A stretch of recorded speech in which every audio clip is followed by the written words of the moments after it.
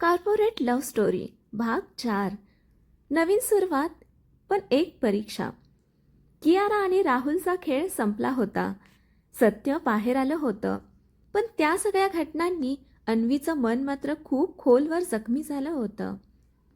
ऑफिसमध्ये सगळं हळूहळू पूर्वीसारखं होत होतं. पण अन्वी आता आधीसारखी नव्हती. ती काम करत होती, हसत होती, पण तिच्या हसण्यातली निरागसता कुठेतरी हरवली होती. एक दिवस आर्यन तिच्या केबिनमध्ये आला. Anvi, can we go out just for a walk? Anvi थोडी सरप्राईज झाली, पण तिने होकार दिला. संध्याकाळी दोघं ऑफिसच्या टेरेसवर उभे होते. हलकासा वारा, शांत वातावरण आणि एकमेकांच्या सोबत. काही क्षण दोघं काहीच बोलले नाहीत. मग आर्यन हळूच म्हणाला, तू बदलली आहेस. अन्वीने हलकंसं हसण्याचा प्रयत्न केला. Change is part of life. Aryan तिच्याकडे वळला. नाही, हा चेंज नाही. अन्वी ही वेदना आहे. त्या एका वाक्याने अन्वीच्या डोळ्यात अश्रू आले. ती काही क्षण शांत राहिली आणि मग अचानक तिचं मन मोकळं झालं. हो, माझं मन दुखतंय आर्यन. तिचा आवाज थरथरत होता. मी कोणावर विश्वास ठेवला आणि त्यानेच मला तोडलं. मी सगळं विसरून पुढे आले, पण पुन्हा तेच सगळं माझ्या समोर आलं. ती रडू लागली. मला वाटलं होतं मी स्ट्रॉंग आहे, पण आतून मी अजूनही तुटलेली आहे. आर्यन शांतपणे तिचं सगळं ऐकत होता. तो तिच्या जवळ आला आणि हळूच तिचे अश्रू पुसले. तू तुटलेली नाहीस अन्वी, तो पुढे म्हणाला. तू खूप स्ट्रॉंग आहेस, कारण इतकं सगळं सहन करूनही तू उभी आहेस. अन्वी त्याच्याकडे पाहत होती. पण मला भीती वाटते आर्यन, ती हळूच म्हणाली. पुन्हा कोणावर ट्रस्ट करायला, पुन्हा स्वतःला हरवायला. आर्यनने तिचा हात पकडला. Then don't trust the world, just trust me. त्या शब्दांनी तिचं मन हलकं झालं.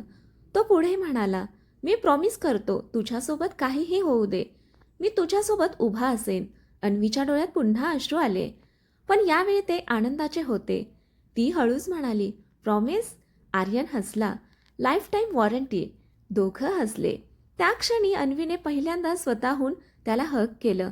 आर्यन थोडा सरप्राईज झाला, पण त्यानेही तिला घट्ट मिठी मारली. त्या मिठीत सगळं होतं, दुःख, विश्वास, प्रेम आणि एक नवी सुरुवात. काही दिवसांनी ऑफिसमध्ये एक छोटा इव्हेंट होता. सगळे एम्प्लॉईज आनंदात होते.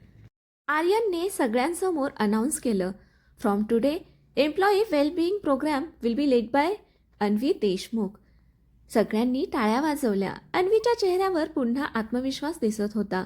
पण तेवढ्यात तिच्या फोनवर एक मेसेज आला. Unknown number. You think it's over? This is just the beginning. अन्वीचा चेहरा पुन्हा गंभीर झाला. ती मनात म्हणाली, आता अजून कोण? आर्यनने तिच्याकडे पाहिलं. Everything okay? अन्वीने हलकंसं हसून उत्तर दिलं, या, आय एम स्ट्रॉंग इनफ नाव. पण तिच्या मनात एक नवीन भीती निर्माण झाली होती. कथा आता नवीन वळणावर आली होती. हा नवीन शत्रू कोण आहे? अन्वी आणि आर्यनचं नातं पुन्हा परीक्षेत उतरेल का? आणि पुढे काय होणार? एक नवीन एंट्री आणि नात्यावर येणारं मोठं संकट. नवीन सावली. अन्वीच्या फोनवर आलेला तो message, this is just the beginning, ती फक्त एक धमकी नव्हती, तो येणाऱ्या वादळाचा इशारा होता. दुसऱ्या दिवशी सकाळी अन्वी ऑफिसमध्ये आली, पण तिच्या चेहऱ्यावर कालचं हसू नव्हतं. ती शांत होती, विचारात हरवलेली. आर्यनने लगेच ओळखलं. तो तिच्या केबिनमध्ये आला. Anvi, something's bothering you? अन्वीने हसण्याचा प्रयत्न केला. Nothing, just work pressure. Aryan तिच्याकडे सरळ पाहत म्हणाला, डोंट लाय टू मी. ती काही क्षण शांत राहिली, पण तिने तो मेसेज सांगायचं टाळलं. तो फक्त एक रॅन्डम थ्रेट असेल. आर्यनला का टेन्शन द्यायचं? Everything is fine Aryan, trust me. Aryan थोडा अनश्युअर होता, पण त्याने तिच्यावर विश्वास ठेवला. त्या दिवशी दुपारी ऑफिसमध्ये एक नवीन व्यक्ती आली. टॉल, कॉन्फिडंट आणि खूपच शार्प पर्सनॅलिटी. रिसेप्शनवर अनाउन्समेंट झाली. New chief strategy officer mister Kabir Malhotra. Kabir Malhotra? हे नाव ऐकून अन्वी थबकली. तिच्या हातातली फाईल खाली पडली. कबीर? तो इथे कसा? कबीर हळूहळू ऑफिसमध्ये चालत येत होता. त्याच्या चेहऱ्यावर एक मिस्टेरियस स्मित. आर्यनने त्याचं स्वागत केलं. Welcome to elite cop Kabir. कबीरने हात मिळवत उत्तर दिलं, प्लेजर इज माइन आर्यन. पण त्याची नजर थेट अन्वीवर स्थिरावली होती. दोघांची नजरानजर झाली. अन्वीच्या डोळ्यात भीती आणि कबीरच्या डोळ्यात एक विचित्र आत्मविश्वास. कबीर हळूच म्हणाला, लॉंग टाईम अन्वी. सगळे शॉक. आर्यनने विचारलं, you both know each other. Anvi काही बोलणार इतक्यात कबीरने उत्तर दिलं, oh yes, we share a past. त्या एका वाक्याने वातावरण तंग झालं. आर्यन कन्फ्यूज झाला. Another past? What's going on? Meeting सुरू झाली. कबीर त्याचे प्लॅन्स एक्सप्लेन करत होता, पण त्याचा प्रत्येक वाक्यात हिडन ॲरोगन्स होता. तो म्हणाला, कंपनी ग्रो करायची असेल तर इमोशन्स नाही, डिसिजन्स महत्त्वाचे असतात. हे ऐकून अन्वी अस्वस्थ झाली. मीटिंगनंतर कबीर तिच्या केबिनमध्ये आला. Missed me? तो हसत म्हणाला. अन्वीचा आवाज कठोर झाला. Why are you here? Kabir. तो तिच्या जवळ येत म्हणाला, I told you this is just the beginning. अन्वीच्या अंगावर शहारे आले. Stay away from me. Kabir हसला. You still think you can control this game? This time you will lose everything. तो निघून गेला. अन्वी कम्प्लिटली शेकन झाली. संध्याकाळी आर्यनने तिला थांबवलं. Anvi, tell me the truth, who is Kabir? अन्वीच्या डोळ्यात पुन्हा भीती. ती हळूच म्हणाली, तो माझ्या आयुष्यातला सगळ्यात मोठा नाईटमेअर आहे. आर्यनचा चेहरा गंभीर झाला. Then I need to know everything. Anvi शांत झाली आणि तिने ठरवलं, आता सत्य लपवायचं नाही. पण तिला माहीत नव्हतं हे सत्य त्यांच्या नात्याला हादरवणार आहे. कबीर कोण आहे खरंच? अन्वीचा भूतकाळात काही घडलं होतं आणि आर्यन हे सगळं सहन करू शकेल का?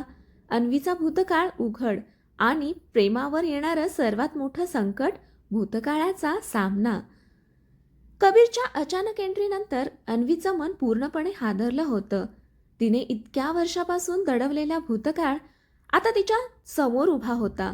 संध्याकाळी ऑफिस जवळपास रिकामं झालं होतं. अन्वी टेरेसवर उभी होती. डोळ्यात भीती, मनात असंख्य विचार. आर्यन हळूच तिच्या जवळ आला. Anvi, it's time. मला सगळं जाणून घ्यायचं आहे. अन्वी काही क्षण शांत राहिली. तिच्या डोळ्यात अश्रू आले. ठीक आहे, पण जे ऐकशील ते सोपं नाही. आर्यनने तिचा हात हलकेच पकडला. I am here. अन्वीने खोल श्वास घेतला आणि तिचा भूतकाळ उलगडायला सुरुवात केली.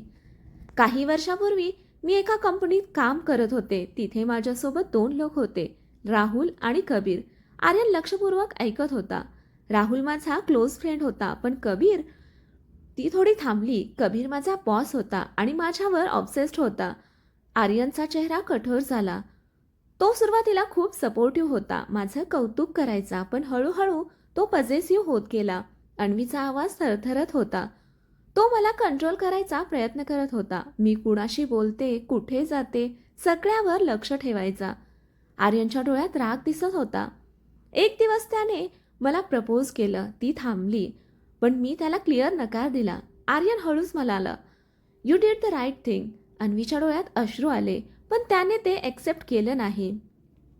त्या रात्री तो माझ्यावर प्रेशर टाकत होता. माझं करिअर डिस्ट्रॉय करण्याची धमकी देत होता. आर्यनचा हात घट्ट झाला. मी त्याच्याशी भांडले आणि दुसऱ्या दिवशी तिचा आवाज तुटला. माझ्यावर डेटा लीकचा आरोप लावण्यात आला. आर्यन शॉक झाला आणि ते सगळं कबीरने प्लॅन केलं होतं. अन्वी रडत म्हणाली, त्याने माझं आयुष्य संपवायचा प्रयत्न केला, माझं नाव खराब केलं आणि मी काहीच करू शकले नाही. आर्यनच्या डोळ्यात संताप होता. Why didn't you fight back? अन्वीने हळूच उत्तर दिलं, बिकॉज आय वॉज अलोन. त्या शब्दांनी आर्यनचं मन तुटलं. तो तिच्या जवळ आला आणि तिला घट्ट मिठी मारली. आय एम सॉरी, तू हे सगळं एकटीने सहन केलंस. अन्वी रडत म्हणाली, मला वाटलं होतं मी हे सगळं मागे सोडलंय, पण आता तो परत आलाय. आर्यन ठामपणे म्हणाला, this time you are not alone. तो पुढे म्हणाला, I won't let him hurt you again. अन्वीने त्याच्याकडे पाहिलं. तिच्या डोळ्यात भीती आणि विश्वास दोन्ही होते. पण आर्यन, तो खूप डेंजरस आहे, तो काहीही करू शकतो. आर्यन हसला. Let him try. त्या क्षणी अन्वीला पहिल्यांदाच वाटलं ती सुरक्षित आहे. पण दुसऱ्या बाजूला कबीर आपल्या केबिनमध्ये बसला होता. त्याच्या हातात एक फोटो होता, अन्वीचा. तो हळूच म्हणाला, तू माझ्यापासून पळू शकत नाही अन्वी. त्याच्या चेहऱ्यावर एक भयानक स्मित. खेळ आता खूपच पर्सनल झाला होता. कबीर पुढे काय करणार? आर्यन त्याला थांबवू शकेल का? आणि अन्वी पुन्हा एकदा तुटेल का? पुढील भागात कबीरचा पहिला वार आणि नात्यावर मोठं संकट. कथा आवडली असेल तर कथेला लाईक करा, शेअर करा, कमेंट करा, आपल्या चॅनेलला सबस्क्राईब करा. कथा वाचल्याबद्दल आणि ऐकल्याबद्दल धन्यवाद.